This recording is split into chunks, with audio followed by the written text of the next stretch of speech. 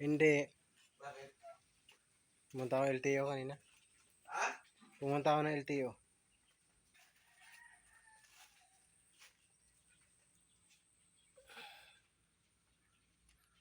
Yan guys, palit tayo na ng oil cell ng tinidor. Dahil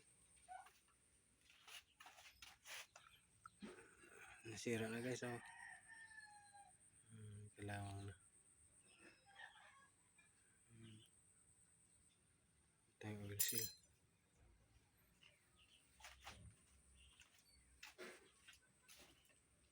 Ito guys, pork oil. Pork oil. Guys, dito. Yan. Isang kabilang side lang yung papalitan guys dahil itong isa okay pa naman to. Wala namang leak.